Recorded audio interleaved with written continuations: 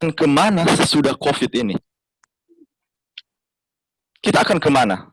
Di manakah selanjutnya kita akan berada? Apakah yang akan terjadi sesudah ini? Dan kita berterima kasih, Allah tidak pernah meninggalkan kita tanpa informasi. Allah memberikan kita firman-Nya, Alkitab, dan kemudian ada juga roh nubuat yang diberikan kepada umat yang sisa. Oke, dalam beberapa depan, sebelum kita bahas ke topik siapakah yang dapat bertahan ini, mari kita lihat beberapa kutipan yang saya ambil dari Pena Ilham. Oke, ini diambil dari buku Kemenangan Akhir, bab 39, dan judulnya adalah bahasa Indonesia saya lupa apa, tentang membahas tentang kitab suci. Nah, dikasih tahu Ellen White menulis, sikap masa bodoh dan ketidaktahuan tidak bisa menjadi alasan untuk berbuat kesalahan atau dosa. Apabila ada sesuatu kesempatan untuk mengetahui kehendak Allah. Dengan demikian, Allah menginginkan kita, umatnya itu untuk tidak masa bodoh atau memelihara roh tidak ingin tahu. Oke. Kemudian Ellen White memberikan satu ilustrasi. Dia bilang seperti ini. Ada seorang yang sedang mengadakan perjalanan, tiba pada satu tempat di mana ada beberapa jalan raya, dan di situ ada papan penunjuk jalan yang mengatakan arah tiap itu. Oke? Dan saya percaya kita sekarang berada pada satu persimpangan jalan, dan di situ ada arah petunjuk jalan yang tepat. Dan kemudian selanjutnya Pena Ilham berkata, jika orang yang sedang mengadakan perjalanan itu mengabaikan papan penunjuk jalan itu, dan ia memilih jalan yang tampaknya baginya benar, betapapun sungguh-sungguhnya dia, tidak ada kemungkinan ia mengambil jalan yang salah. Oke. Kita lanjut di sini. Masih membicara tentang orang yang tadi berada di persimpangan jalan, kemudian kepadanya diberikan suatu petunjuk yang tepat. Dia katakan seperti ini, tidak cukup hanya memiliki jalan yang baik. Tidak cukup melakukan apa yang dipikir oleh seseorang benar, atau apa yang pendeta katakan baik. Dengan kata lain, jangan bergantung pada apa yang orang lain katakan. Saya berharap sesudah ini kita akan kembali mempelajari Alkitab untuk melihat apakah benar, seperti orang-orang Berea ya. Keselamatan jiwanya, jiwa saya, jiwa saudara dipertaruhkan.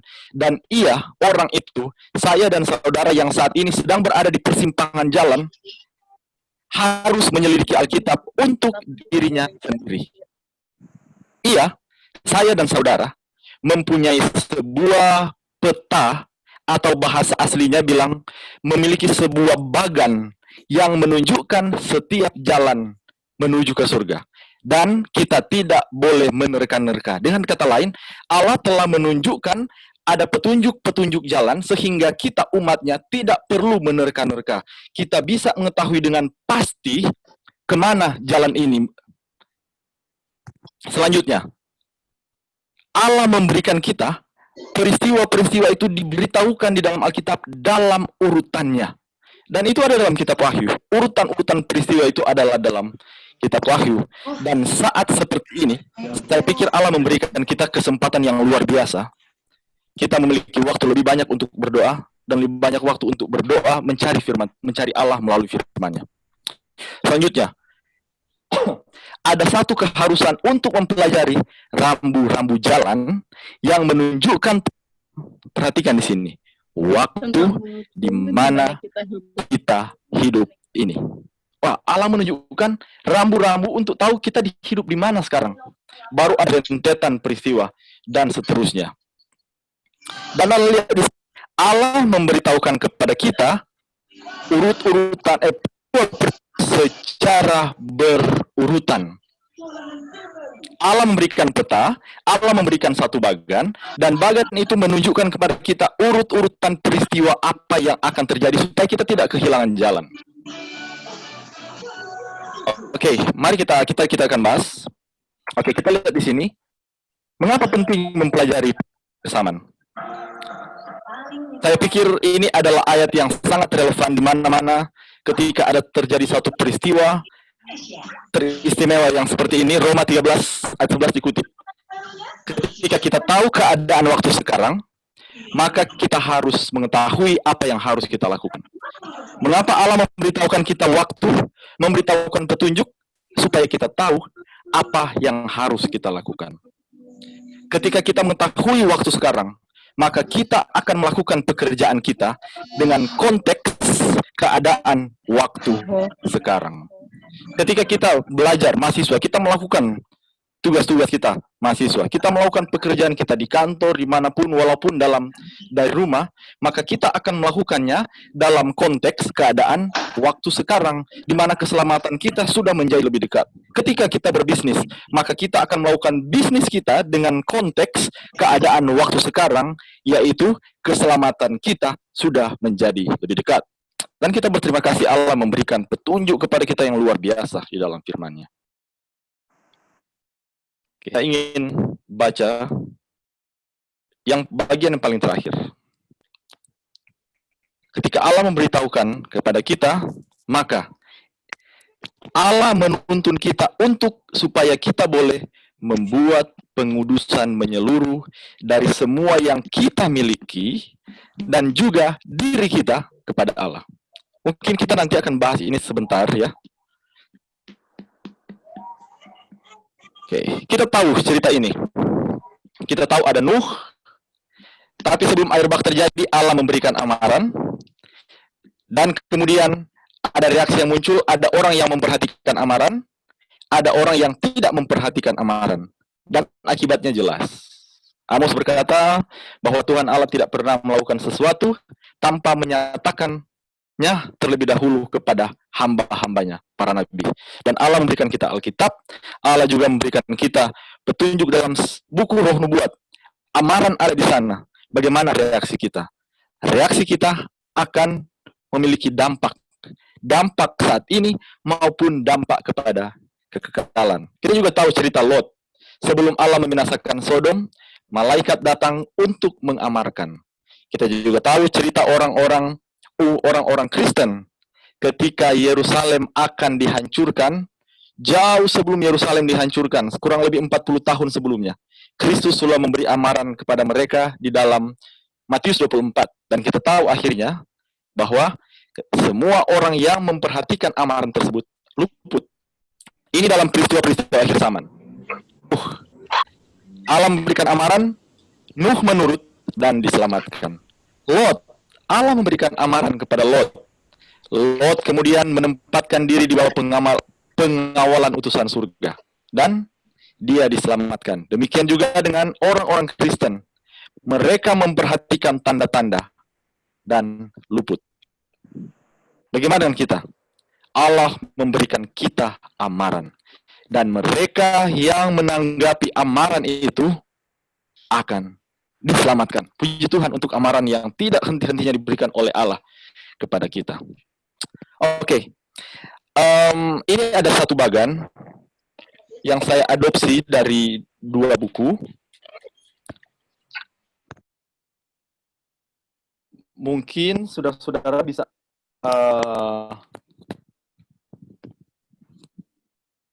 sebentar, katanya mati ya kamera. Mana pemuka, Sir? Ya, sudah. Oke. Start my video sudah jadi? Mic boleh. Lanjut. Oh, sorry. Mati. Jadi ya? Video jadi nggak? Sudah. Jadi. Sudah? Video jadi toh? Oke. Video sudah, suara sudah. Jelas. Oke, let's continue. Ya. Oke, kita ada di sini. Ini saya terjemahkan. Kalau saudara-saudara punya bukunya, semoga kelihatan ya. Ada the time of the end. The time of the end. Dan ini satu bagan yang kita. Allah memberikan kita bagan. Allah memberikan kita peta supaya kita tidak kehilangan jalan. Dan kira-kira seperti ini. Oke. Kita akan membahas materi kita malam hari ini. Saya ingin membagikan pada konteks ini. Mungkin sekarang kita adalah di manakah kita berada saat ini? Di manakah kita berada saat ini? Oke. Sorry. Ya, mari kita lihat. Ini judul. Siapakah yang dapat bertahan? Dapat bertahan dari apa? Oke. Oke, mari kita lihat di mana pertanyaan ini diambil. Di dalam Wahyu pasal 6, Wahyu pasal 6, di situ ada 7 meterai ya. Di situ ada 7 meterai, dan kemudian kita langsung ke meterai ke-6. Oke, Anda lihat meterai ke-6. Maka aku melihat ketika anak domba itu membuka meterai ke-6, terjadilah gempa bumi yang dahsyat, matahari menjadi hitam bagaikan karung rambut, dan bulan menjadi merah seluruhnya bagaikan darah. Ayat 13. Dan bintang-bintang di langit berjatuhan ke atas bumi. Oke. Saudara-saudara masih ingat di awal tadi bahwa Allah memberikan kita urut-urutan peristiwa. Dan Ellen White dalam buku Kemenangan Akhir menyatakan bahwa ini sudah terjadi. Mari kita lihat. Gempa bumi yang dahsyat. Kapan itu terjadi? Ellen White, ini saya kutip dari buku Kemenangan Akhir ya. Anda lihat tahunnya, 75. Selanjutnya apa? Matahari menjadi hitam. Kita sementara membahas urut-urutan peristiwa yang ditujukan oleh Allah. Kemudian, bulan menjadi merah seluruhnya. Oke? Dan kemudian, bintang di langit berjatuhan. Anda lihat, Allah kepada kita petunjuk yang jelas, rambu-rambu yang tepat, urut-urutan peristiwa. Oke? Nah, kemudian selanjutnya kita buka ayat 14. Kita buka ayat 14. Maka menyusutlah langit bagaikan gulungan kitab yang digulung. Selanjutnya, dan raja-raja di bumi dan pembesar serta perwira-perwira dan orang-orang kaya, orang-orang berkuasa, semua budak serta orang merdeka bersembunyi ke dalam gua-gua dan celah-celah batu. Pertanyaan, apakah ini sudah terjadi? Belum. Kita belum melihat langit menyusut bagaikan gulungan kertas.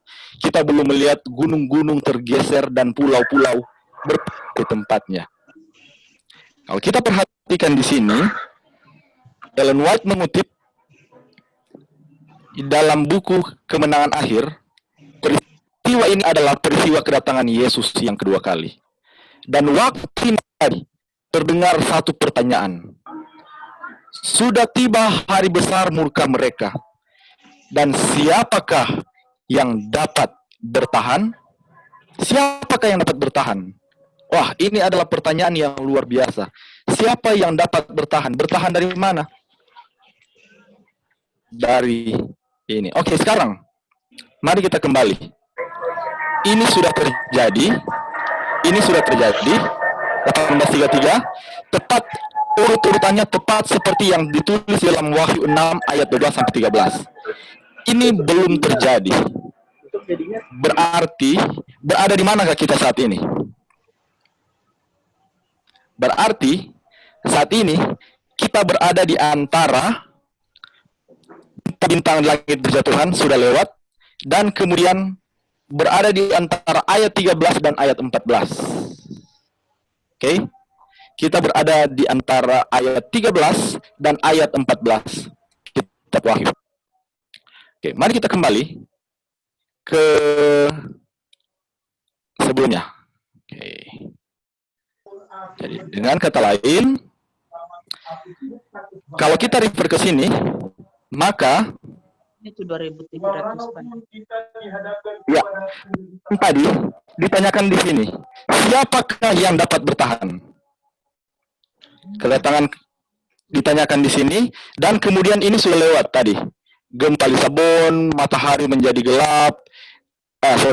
Di sini ada bintang-bintang jatuh. Ini seharusnya 1833. Ini sudah lewat. Berarti kita berada di antara sini. Khususnya yang mana? Oke. Saya ingin lebih spesifik. Kita berada di bagian sini. Oke. Kita berada di bagian sini. Mari kita buka Matius 28. Matius 24. Matius 24.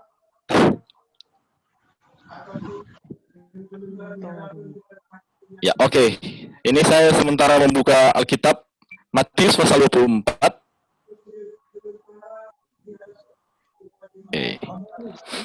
Oke, ini dia. Kita mulai ayat 7.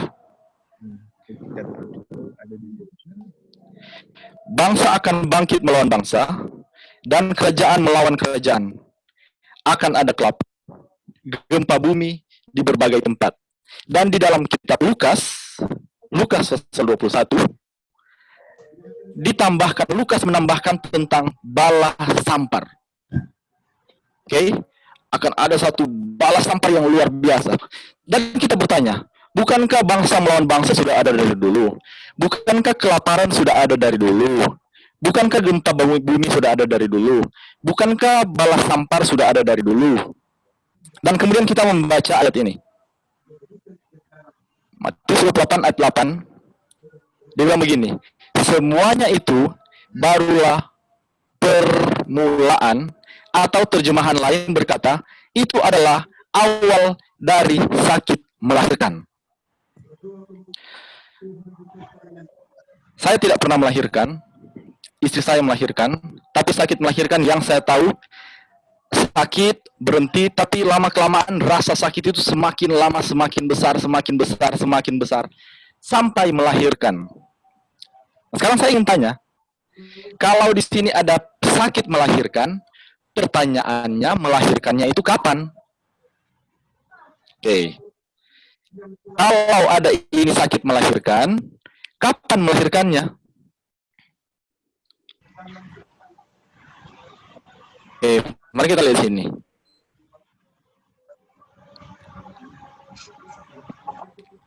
Di sini ada sakit melahirkan. Di sini ada melahirkan. Kalau gitu kapan melahirkan? Oke, mari kita buka. Di dalam Roma, sebentar ya, saya buka. Roma pasal 5. Roma pasal 5. Roma 5. Oke, mari kita lihat Roma pasal 5.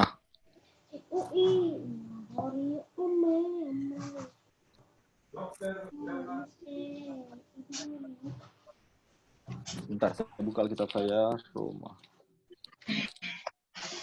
8 maksud saya. Roma pasal 8.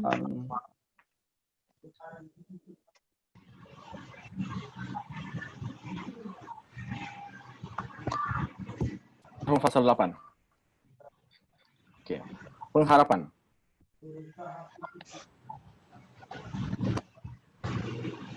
Sebab kita tahu bahwa sekarang segala makhluk sama-sama mengeluh dan sama-sama merasa, ada di sini, sakit bersalin.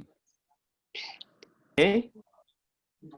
Kapan kalau gitu melahirkannya? Baca ayat selanjutnya. Kita menantikan pengangkatan sebagai anak, yaitu pembebasan tubuh kita. Atau ayat 24 bilang penyelamatan kita. Jadi kapan melahirkan? Waktu penyelamatan. Mari saya buka dalam ini, suruh baca di sini.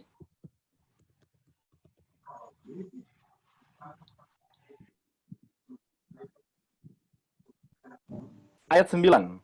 Sakit bersalin, baca ayat 9. Sebab dengan sangat rindu seluruh makhluk, saya besarkan, ya, ini, seluruh makhluk, Anda lihat, seluruh makhluk menantikan, di sini, segala makhluk sama-sama mengeluh, di sini menantikan, kapan? Saat anak-anak Allah dinyatakan. Wah, saat anak-anak Allah dinyatakan, kapan anak-anak Allah dinyatakan? Di meja Joko deh, supaya gampang, jangan di lantai begitu. Bentar. Di meja aja. Ya, oke, saya buka di dalam 1 Yohanes 3. Lebih gampang kok makan di meja, Yohanes di 3. lantai. Kok nggak bawa ini di lantai. Oke, mari kita lihat ayat 2. Saudara-saudara yang kekasih, sekarang kita adalah anak-anak Allah, tetapi belum nyata apa keadaan kita kelak. Akan tetapi, kita tahu bahwa apabila Kristus menyatakan dirinya, kita akan menjadi sama seperti Dia. Oke? Mari kita coba lihat di sini apa yang sudah kita baca tadi. Oh, punya tangan bersih. Tanganmu bersih. Ya. Yang ini belum terjadi. Kita sementara menunggu ini terjadi. Tapi kita berada di sini. Sakit bersalin itu semakin lama, semakin intens. Dan kita akan mengharapkan sebelum kelahiran di sini, maka rasa sakit itu akan semakin besar seiring kita berjalan mendekati saat di mana melahirkan. Tanyakan kepada ibu-ibu yang sudah pernah melahirkan. Oke? Nah, pertanyaannya adalah siapakah yang dapat bertahan waktu ada di sini? Oke, waktu saya terbatas. Mari kita buka Wahyu pasal 7. Wahyu pasal 7. Wahyu pasal 7. Kita tidak akan bahas pasal ini, pasal yang luar biasa. Tapi kita akan lihat garis besarnya saja. Berharap saudara-saudara akan mempelajarinya kelak. Oke. Di dalam Alkitab ketika Kristus memberikan pertanyaan, biasanya dia akan memberikan jawabannya. Wahyu 6 ayat terakhir tadi bertanya, siapakah yang dapat bertahan? Kemudian di Wahyu pasal yang ke-7 ayat 1 menceritakan kepada kisah kita, atau di dalam bahasa Indonesia judulnya adalah yang dimeteraikan. Oke? Yang dimeteraikan. Oke. Mari kita lihat. Seorang malaikat muncul dari tempat matahari terbit. Ia membawa meterai Allah yang hidup. Ia berseru dengan suara nyaring kepada keempat malaikat yang ditugaskan untuk merusakkan bumi dan laut. Katanya, jangan merusakkan bumi atau laut atau pohon-pohon sebelum kami memeteraikan hamba-hamba Allah kami pada dahi mereka. Dan kemudian terjadi pemeteraian, dan kemudian yang dimeteraikan adalah 144.000. Kita tidak akan bahas tentang 144.000, tapi kita akan merefer kepada ternyata mereka yang dapat bertahan dalam Wahyu pasal 6 adalah mereka yang dimeteraikan. Mari kita lihat di sini.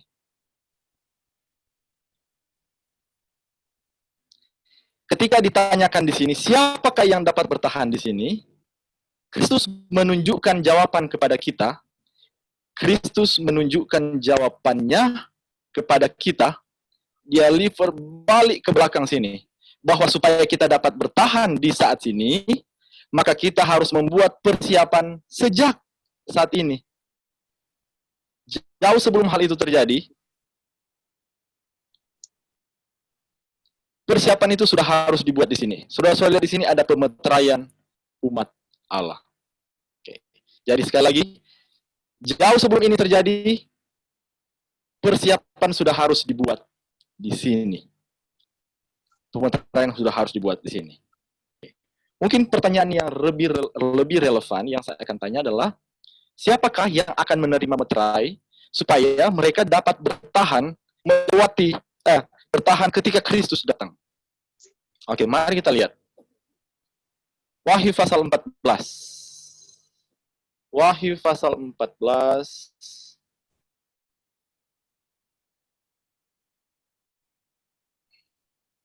Oke. Mari kita lihat Wahyu pasal 14. Tadi kita lihat dalam Wahyu 7, yang dimeteraikan adalah 144.000 orang. Nah, mari kita lihat di sini. Dan aku melihat, sesungguhnya anak domba berdiri di bukit Sion dan bersama-sama dengan dia. 144.000 orang. Sudah, Jo. Masih ingat di mana metra itu diberikan? Di dahi mereka. Dan kemudian ayat ini berkata, di dahi mereka terdapat namanya, nama anak domba, dan nama bapaknya. Jadi metra itu sesuatu yang berhubungan dengan namanya dan nama bapaknya. Nanti kita akan lihat sebentar. Tapi yang kita akan lihat di sini adalah bagaimana supaya dapat dimeteraikan. Bagaimana supaya dapat dimeteraikan? Oke, kita lihat di sini. Kalau tadi, di dalam Wahyu pasal yang ke-7, kalau saudara baca lebih lanjut, Wahyu pasal 7, saya akan selalu ke sini.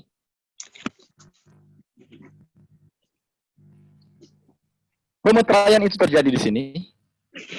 Dan kalau saudara baca ayat 7, kita lihat ya. Jadi pemeteraian itu terjadi di sini. Dan ketika mereka dimeteraikan, Wahyu pasal 7 menunjukkan sesuatu hal yang luar biasa. Wahyu pasal 7.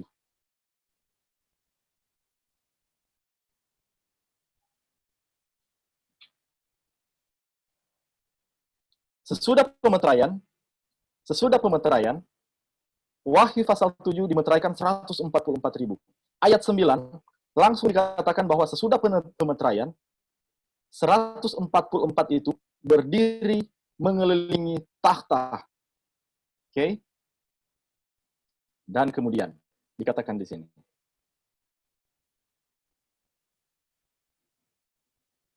Ada tua-tua yang di surga, waktu mereka melihat ini 144.000, itu orang, ada satu tua-tua, ayat 13, saudara lihat di sini, dia bertanya, siapakah yang memakai jubah? Dan Yohanes berkata, Tuanku, Tuhan mengetahuinya.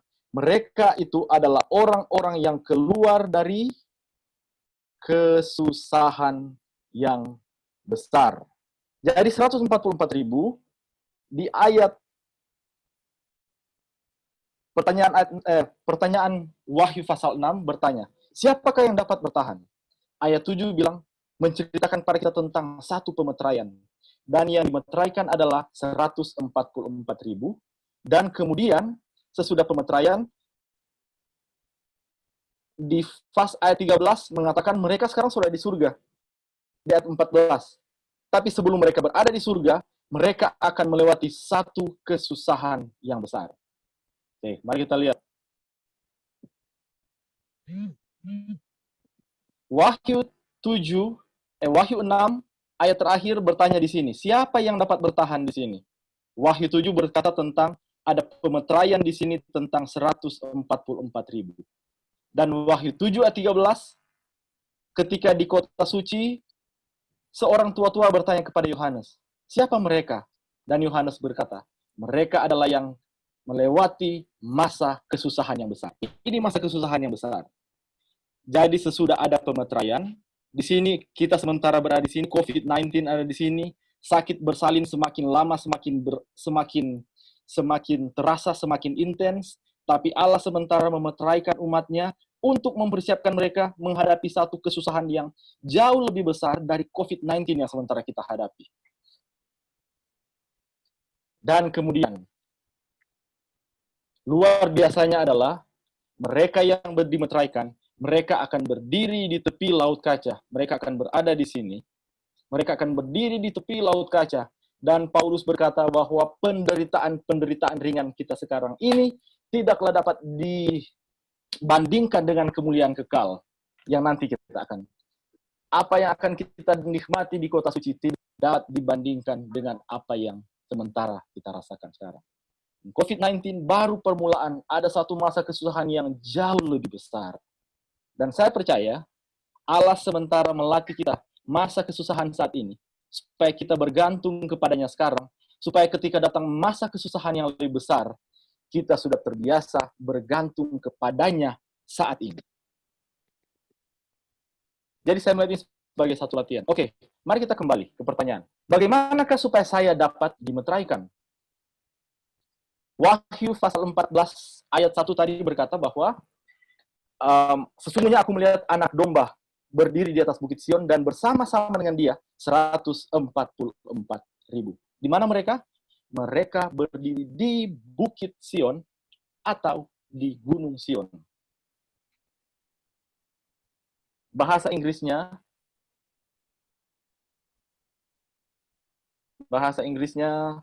saya ingin tunjukkan bahasa Inggrisnya. Saudara lihat di sini.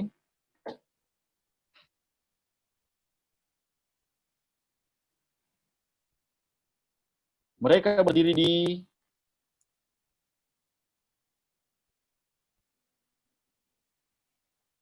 Gunung Sion. Oke, mari kita lihat. Mari kita buka di dalam Mazmur pasal 24. Mazmur pasal 24.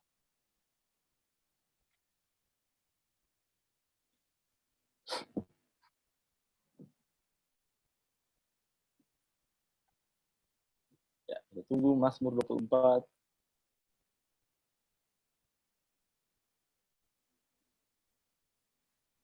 Oke, saya baca saja dari Alkitab, sementara kalau saudara punya Alkitab, saya ingin membacanya. Semoga set koneksi bagus. Bagus, masih bagus. Tes. Iya, masih bagus. Bisa koneksi. Oh, Suara bagus. Oke, baik, mari kita buka Mazmur pasal 24. Mazmur pasal 24. Pertanyaan seperti ini. Mulai ayat 3. Siapakah yang boleh naik ke atas gunung Allah? Masih ingat di dalam Wahyu 14? Wahyu 14, oke, ini dia. Wahyu 14 ayat 1 bahwa anak domba itu berada di gunung Allah atau bukit Sion bersama-sama dia 144.000.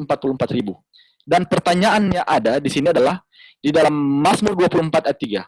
Siapakah yang boleh naik ke atas gunung Tuhan? Siapakah yang boleh berdiri di tempatnya yang kudus? Sekali lagi, ketika Allah memberikan kita pertanyaan, Allah memberikan kita jawabannya. Ayat 4. Orang yang bersih tangannya dan murni hatinya. Orang yang bersih tangannya dan murni hatinya. Saya bisa membaca, semoga saudara-saudara akan mempelajari lebih lanjut lagi ayat 4. Tapi di ayat sini saya hanya ingin berhenti di orang yang bersih tangannya dan murni hatinya. Sudah lihat di sini. Oke? Dialah yang menerima berkat Tuhan dan keadilan dari Allah. Itulah angkatan orang-orang yang menanyakan dia, yang mencari wajah-Mu, ya Allah Yakub. Oke, saya ingin baca bahasa Inggrisnya.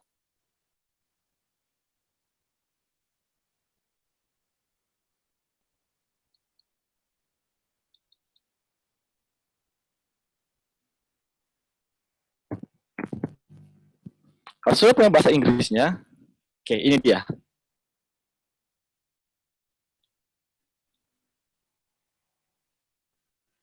Oh, sebentar.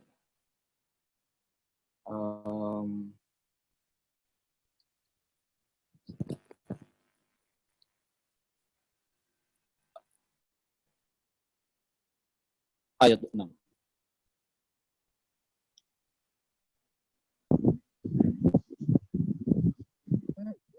Ya.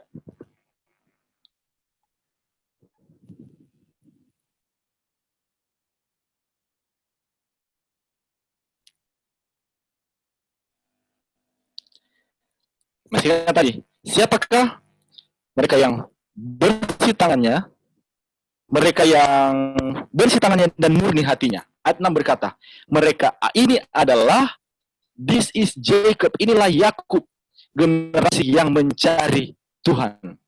Masih ingat 144.000? Mereka adalah 12 suku Israel di Wahyu pasal 7. Ya, jadi Mazmur 24 ayat 6 dan seterusnya itu berhubungan. Mari kita lihat selanjutnya. Masih Mazmur 24. Sesudah diberitahukan siapa yang boleh naik ke atas gunung Tuhan, jawabannya adalah orang yang bersih tangannya dan murni hatinya. Ayat 7, saudara baca di sini. Terdengar satu lagu. Angkatlah kepalamu, hai pintu-pintu gerbang. Dan terangkatlah kamu, hai pintu-pintu yang berabad-abad, supaya masuk Raja Kemuliaan. Pertanyaan. Kapankah lagu ini dinyanyikan? Saudara baca buku Kerinduan Segala Zaman, bab paling akhir, lagu ini dinyanyikan oleh malaikat-malaikat ketika Yesus sementara naik ke surga. Ketika Yesus sementara naik ke surga, bersama-sama dengan orang-orang yang dia bangkitkan pada waktu kebangkitannya, orang-orang yang bangkit bersama-sama dengan pada waktu kebangkitannya, ketika mereka sama-sama naik ke surga, lagu ini dinyanyikan oleh para malaikat. Angkatlah siapakah supaya masuk Raja Kemuliaan. Dan kemudian dari dalam bait suci, dari dalam kota suci, malaikat-malaikat menyahut, siapakah Raja Kemuliaan? Oh, Tuhan jaya dan perkasa. Dan seterusnya, dan seterusnya. Oke, saya ingin sampai di situ. Jadi siapakah yang dapat bertahan? Jawaban pendeknya yang bisa saya saudara bisa bahas lebih panjang di dalam Wahyu 14. Dalam Wahyu 14 itu bicara tentang lebih panjang lagi, tidak terdapat dusta di dalam mulutnya dan seterusnya. Tapi kalau kita lihat di sini, orang yang bersih tangannya dan murni hatinya. Apa itu tangan? Tangan. Kalau berkata segala sesuatu yang dijumpai tanganmu untuk dikerjakan, kerjakanlah dengan sekuat tenaga. Jadi yang saya bisa lihat di sini adalah tangan refer ke pekerjaan kita. Pekerjaan kita di kantor, di bisnis kita. Ketika kita melakukan pekerjaan itu bersih, dan kemudian bukan hanya itu, tapi ini ada murni hatinya. Murni hatinya. Mari saya buka satu ayat. Saya buka satu ayat. Ayat saya pikir semua kita tahu ayat ini dengan sangat baik. Yeskiel 36.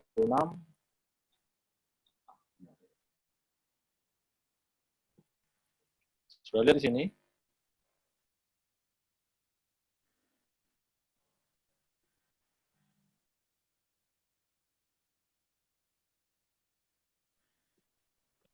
Oke. Mari kita fokus di ayat 26 dan ayat 27.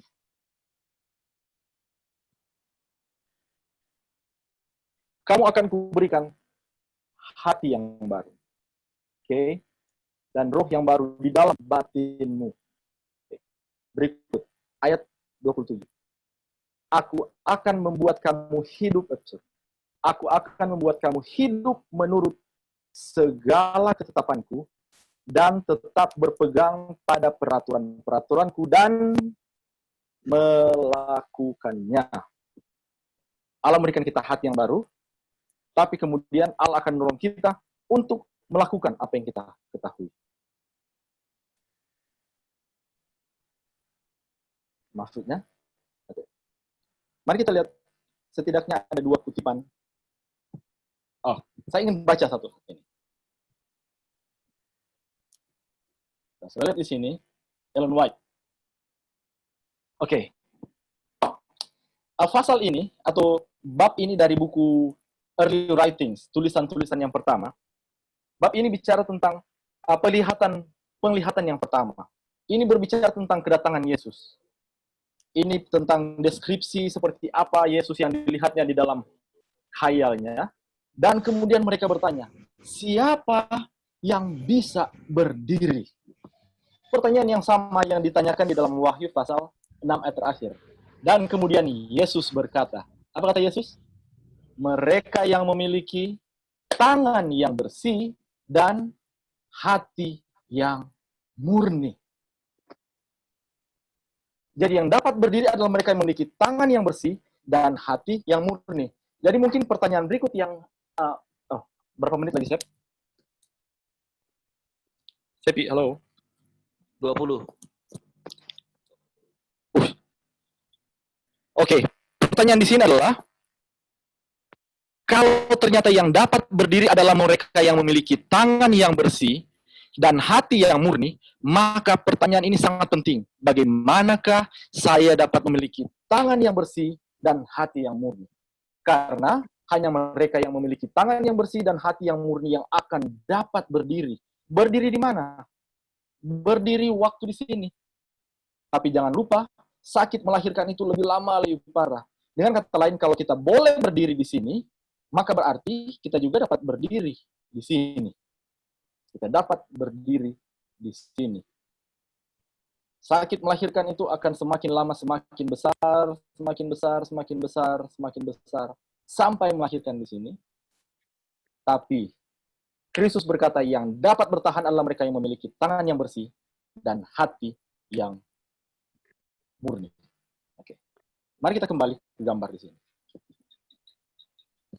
Ketika pertanyaan itu ditanyakan di sini, siapakah yang dapat berdiri? Siapakah yang dapat bertahan? Wahyu 7 menunjuk kepada kita untuk datang ke sini. Pemeteraian umat Allah. Pemeteraian umat Allah. Umat Allah akan dimeteraikan. Umat Allah akan dimeteraikan, mereka akan mendapat meterai Allah. Kalau begitu, apakah meterai Allah itu? Oke. Mari kita lihat. Kata meterai itu muncul di dalam kitab Injil. Kata meterai itu muncul di dalam kitab Yohanes 3 ayat 33. Oke, saya ingin tunjukkan di sini. Yohanes 3 ayat 33.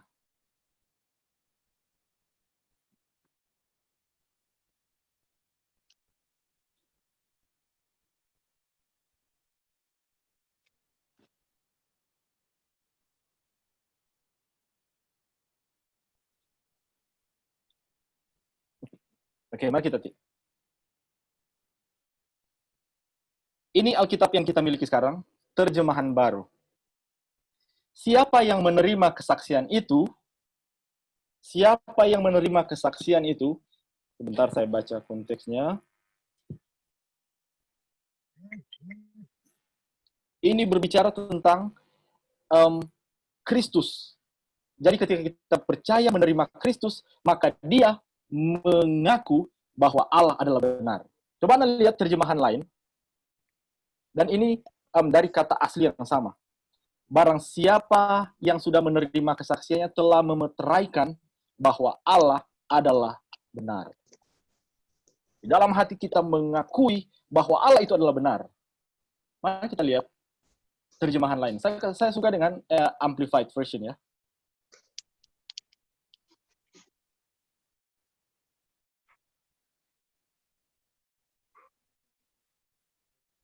Barang siapa yang menerima kesaksian ini telah memeteraikan bahwa Allah itu benar. Dan ini dia kasih memeteraikan, manusia memeteraikan bahwa Allah itu benar dalam hatinya adalah dia membuat pengakuan, dia menyatakan, dan dia sendiri pun percaya, dia sendiri pun diyakinkan tentang kebenaran ilahi. Oke?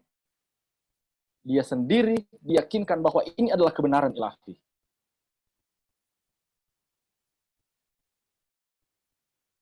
Mari kita lihat ayat yang lain.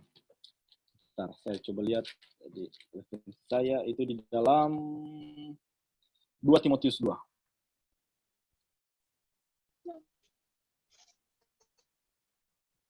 Ayat 19.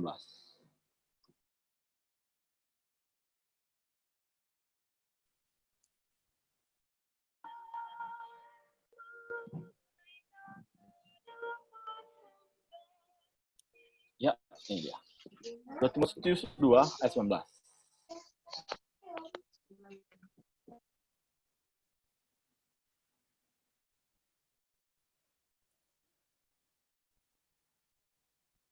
Oke, saya lihat di sini.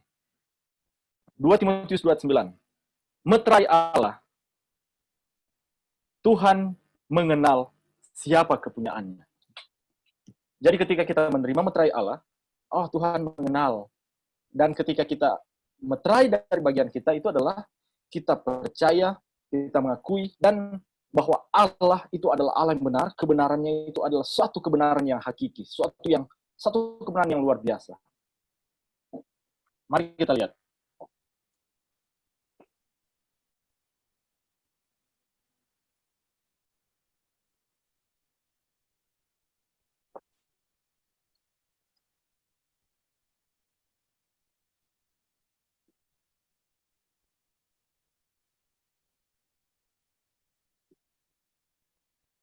Saya tidak menaruhnya di slide, jadi makanya saya pakai ini.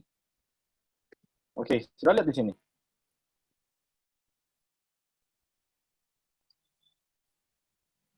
Apa itu meterai? Oops.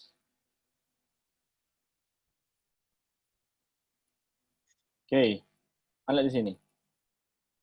Meterai itu, menurut kutipan ini, meterai itu, sudah lihat di sini, bukanlah sesuatu tanda yang kelihatan, tetapi itu adalah settling into truth. Kita benar-benar diyakinkan pada kebenaran, baik secara intelektual, baik secara intelektual maupun secara spiritual. Jadi ada intelektual, kita benar-benar memahaminya, dan kemudian ketika kita memahaminya, di dalam hati kita percaya bahwa ini adalah suatu kebenaran. Selanjutnya, maka bukan hanya mengetahui, tapi secara spiritual. Secara spiritual. Masih ingat tadi apa? Mereka yang boleh berdiri adalah mereka yang bersih tangannya dan suci hatinya. Oke, saya ada satu kutipan yang saya ingin baca.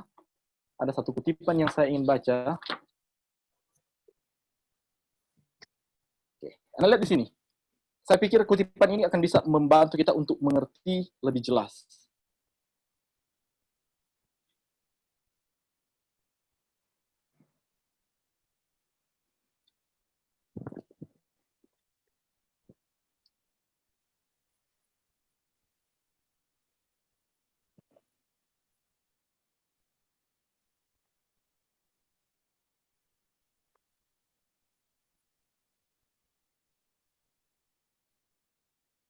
Ya, oke.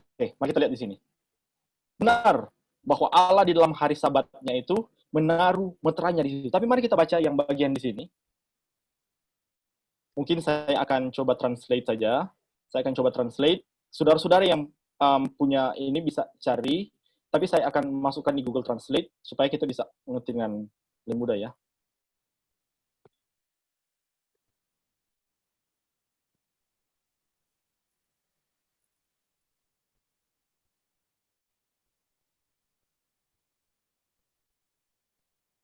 Bentar ya.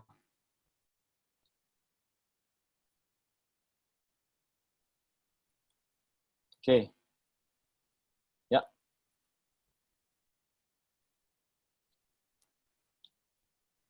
Ini dengan segala keterbatasan Google Translate, semoga kita bisa. Oke, mari kita lihat ini ya. Kalau ada yang kurang jelas, kita balik ke bahasa Inggris. Anda lihat di sini. Tidak semua yang mengaku memelihara Sabat akan dimeteraikan. Oke, perhatikan. Ada banyak yang mengajarkan kebenaran, mereka mengetahui kebenaran itu secara intelektual, tidak akan menerima meterai Allah. Mereka memiliki cahaya kebenaran. Mereka tahu kehendak Allah secara intelektual. Tuhan ya ini. Mereka memahami setiap poin dari iman kita. Anda lihat bagian ini. Mereka begitu akrab dengan nubuat dan harah kebijaksanaan. Tapi mereka tidak menerima meterai. Mengapa? Anda baca di terakhir. Saya pikir ini berbicara kepada kita semua. Mereka seharusnya memerintah. Seharusnya. Apa arti seharusnya?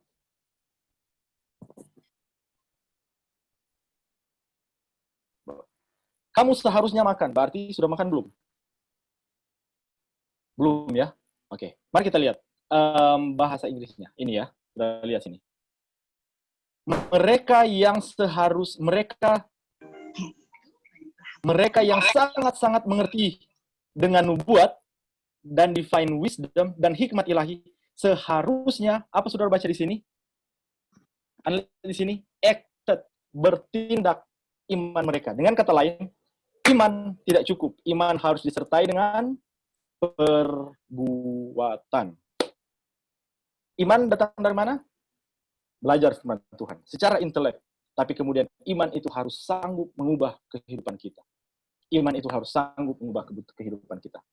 Jadi, saya berusaha, tapi selalu gagal, dan seterusnya. Mari kita lihat kutipan ini. Sudah lihat di sini? Pertanyaan lagi, kembali. Siapa yang dapat bertahan? Yesus menjawab, siapa mereka yang bisa bertahan? Mereka yang memiliki tangan yang bersih dan hati yang murni. Bagaimana itu bisa terjadi? Baca selanjutnya. Apa? Cukuplah kasih karuniaku bagimu. Wah, luar biasa. Ternyata yang akan menyanggupkan kita memiliki tangan yang bersih dan hati yang murni adalah bukan dengan usaha kita, tapi dengan kasih karunia Allah. Kasih karunia Allah. Mari kita lihat di sini. Oke, 5 menit kita selesai. Mari kita lihat di sini.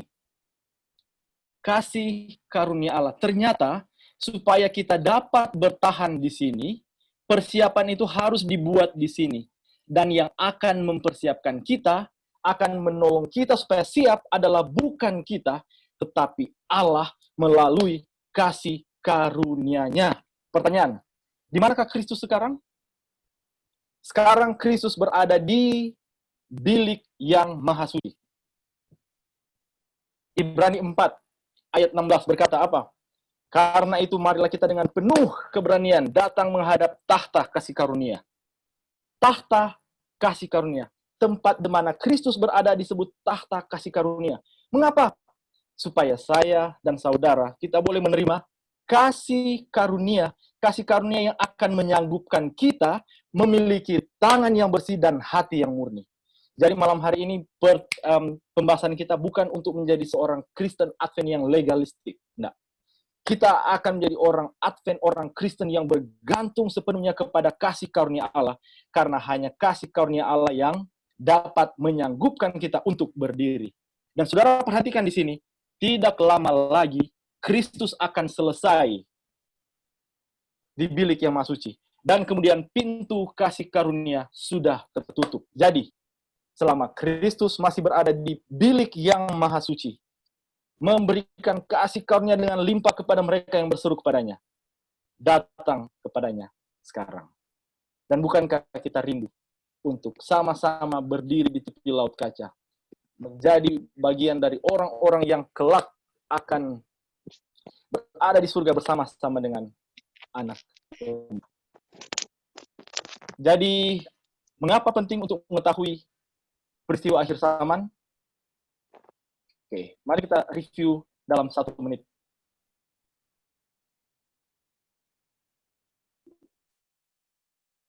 Supaya ketika kita mengetahui keadaan waktu sekarang, maka kita harus tahu apa yang kita harus lakukan. Keadaan waktu sekarang menunjukkan bahwa rasa sakit bersalin semakin lama semakin intens dan tidak lama lagi akan melahirkan. Jadi, ketika kita tahu waktu sekarang, maka apa yang harus kita buat? Datang ke tahta kasih karunia, meminta Kristus untuk mengubah motif kita, mengubah hati kita, menolong kita memiliki iman yang besar kepada Kristus. Dan bukan hanya itu, meminta Kristus menyanggupkan kita, menghidupkan iman kita. Spiritual, intelektual. Hati yang bersih, hati yang murni, dan tangan yang bersih. Dan adalah doa saya, kita semua, ketika Kristus datang, kita akan berada di antara mereka yang akan berkata, inilah Allah kita yang kita nantikan. Biarlah Allah akan menolong kita, biarlah kita dengan pertolongan Tuhan, dari masalah COVID yang sementara kita hadapi ini, kita akan berlatih semakin bergantung kepada Allah. Dan semakin bergantung sampai akhirnya kita berkata bahwa hidupku ini bukan aku lagi yang hidup, melainkan Kristus yang hidup di dalam aku. Dan hidupku ini adalah hidup karena iman kepada anak Allah yang mengasihi aku. Kiranya Tuhan memberkati kita semua. Amin. Oke, saya kembalikan kepada pembawa. Berdoa, Pastor. Berdoa. Kepada host. Ya, Berdoa. oke, Berdoa dulu. mari kita berdoa. Bapa di surga, kami berterima kasih karena Tuhan tidak pernah meninggalkan kami tanpa petunjuk ketika kami sepertinya berada dalam ketidakpastian. Walaupun kami berada di tengah-tengah dunia yang tidak pasti, kami berterima kasih karena Allah selalu memberikan kami kepastian melalui firman-Nya. Terima kasih ya Tuhan, karena Tuhan menunjukkan kepada kami di mana kami saat ini. Dan Tuhan juga menunjukkan kepada kami apa yang harus kami perbuat. Dan Tuhan juga memberitahukan bahwa Tuhan akan menyanggupkan kami melakukan persiapan yang harus kami buat. Kami percaya Tuhan akan senantiasa bersama-sama dengan kami sampai pada kesudahan zaman. Ketika kami harus melewati penderitaan-penderitaan yang banyak di atas dunia ini, tolonglah kami ya Tuhan, untuk selalu memandang kepada saat ketika kami diubahkan, ketika kami masuk dalam kerajaan surga, di mana kemuliaan kekal yang kami rasakan tidak akan dapat dibandingkan dengan penderitaan-penderitaan ringan yang kami rasakan saat ini. Jika ada yang bergumul, biarlah firman Tuhan malam hari ini akan memberikan kami kekuatan. Biarlah firman Tuhan akan membuka mata kami untuk pentingnya terjadi satu kebangunan rohani dalam hidup kami, mempersiapkan kami untuk bertemu dengan Yesus. Inilah doa kami ya Bapa, biarlah Tuhan akan senantiasa dimuliakan. Di dalam nama Yesus kami sudah berdoa. Amin.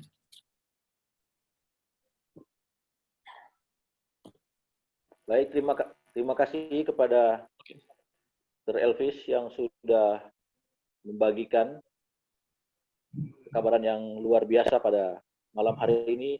Saya harap kita semua sangat diberkati ya dengan kabaran ini, dan tentunya harapan kita semua kita boleh bertahan di masa kesukaran ini, mulai dari yang ringan sampai nanti yang paling berat, agar kita boleh dapat setia pada saat Tuhan datang. Saya masih ada waktu sedikit, mungkin saya akan buka ruang pertanyaan. Boleh, Servis? Kita Boleh, diskusi lah kira-kira, ya. Diskusi ya, mungkin ada yang 10 menit. lain ada jawabannya. 10 menit, Okay. saya unmute semua, siapa yang mau bertanya silahkan. Saya dengar dari awal kok. Yang ingin membagikan pendapatnya atau pertanyaan hanya 10 menit terakhir. Nah, setelah ini kita akan, mungkin ada lagi yang punya kegiatan lain, dipersilakan. Malam Sir Cepi, Selamat malam. mau bertanya. Oke, silakan. Ustaz. Sempat dengar tentang pematerayan pada Tuhan. Ya. Jadi pertanyaan saya adalah kapan itu dimulai pemateraian? Apakah mulai sekarang ini atau sudah hari waktu yang lalu atau nanti? Oke. Terima kasih. Kapan? Jadi pertanyaannya adalah kapan? Oke. Saya coba share screen lagi ya. Share screen lagi. Ya. Oke. Cek muncul apa di layar?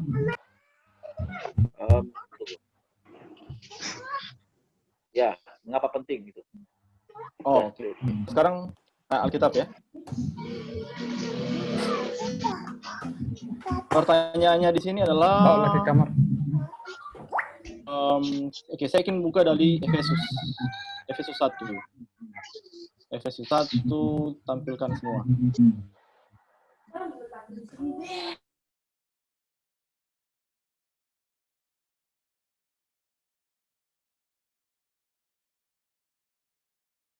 Silakan, Silvis. Mari kita buka ayat 13. Ayat 13. Di dalam Dia, kamu juga, karena kamu telah mendengarkan firman kebenaran. Sebentar ya. Ayat 13 saja. 13. Oke. Anda lihat di sini. Mari kita lihat di sini. Di dalam Dia, kamu juga, ketika kamu percaya, dimeteraikan. Pertanyaan, ini dituliskan kepada siapa ya? Ini dituliskan kepada orang-orang Efesus. Jadi pertanyaannya adalah, apakah orang-orang Efesus juga menerima meterai Allah? Ya, ayat ini berkata bahwa mereka dimeteraikan dengan Roh Kudus. Mereka dimeteraikan dengan Roh Kudus. Kita kembali ke 2 Timotius 2 ayat 19. 2 Timotius 2 ayat 19.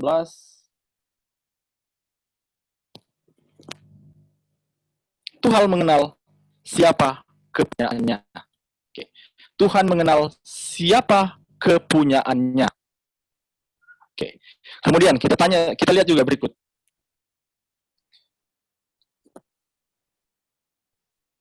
Oke, saya coba ada satu kutipan di sini. Bentar ya.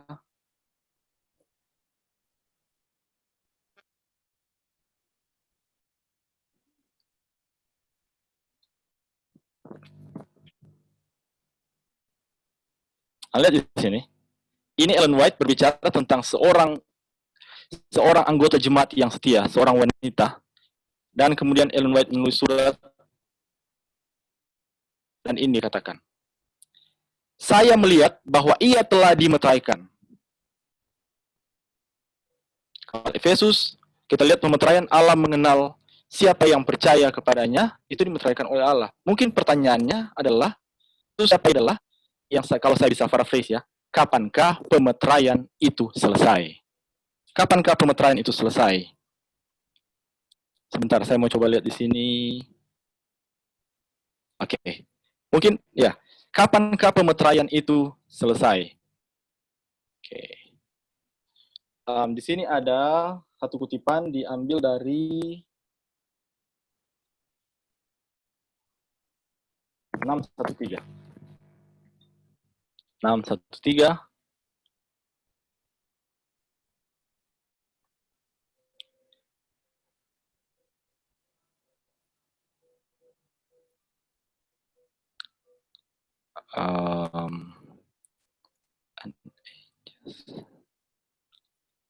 Mana itu ya?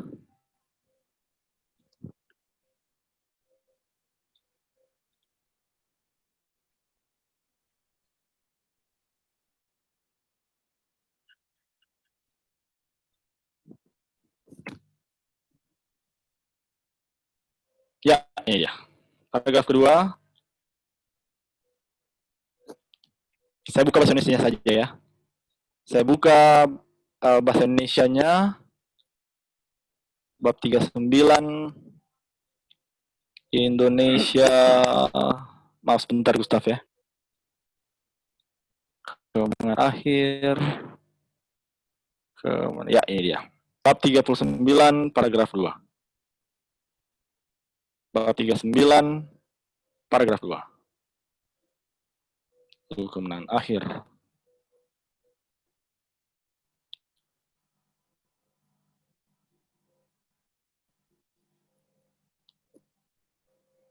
Oops. Bahasa Indonesia tidak muncul. Oke, kita lihat bahasa Inggrisnya saja ya. Kapankah itu? Lihat di sini.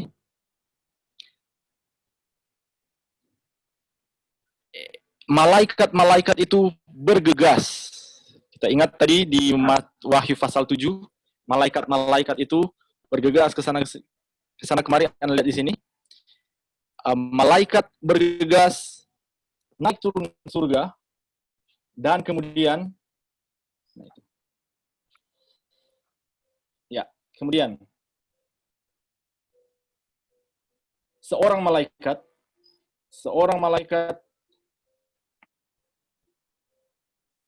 lihat di sini. Kemudian seorang malaikat setelah dia kembali dari bumi, dia menyatakan bahwa pekerjaannya selesai.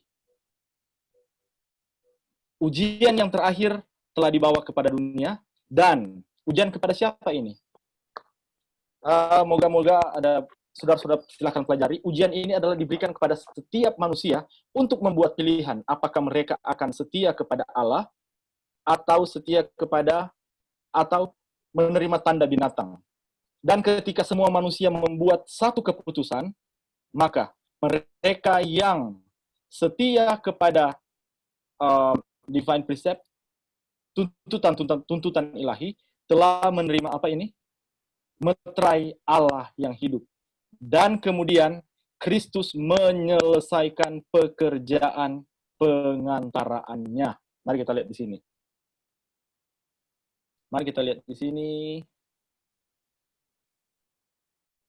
Oke.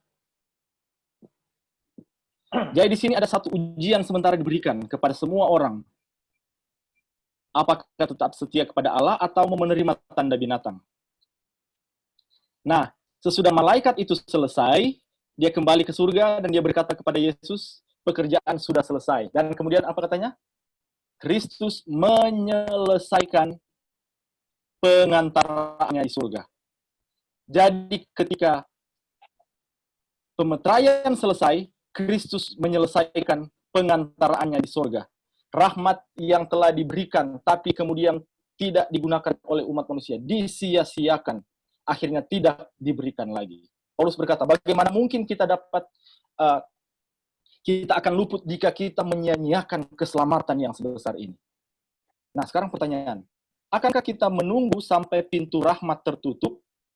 Mari kita lihat, semoga saya bisa dapat di sini ya. Oke, sebentar, saya ada satu kutipan di sini. 1 menit ya. Saya boleh 1 menit, Seth? Boleh, 1 menit saja. Yang lain sudah masuk untuk yang berikut. Ya, oke. Iya. Oke. PP 140. Ya, ini dia, dapat.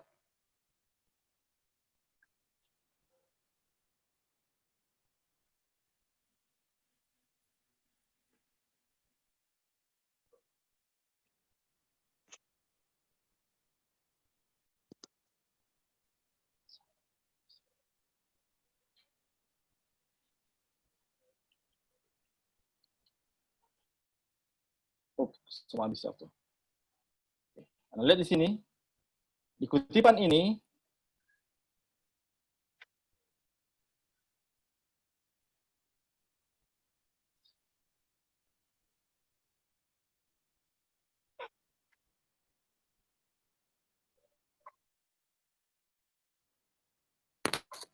oke, Anda sudah baca di sini.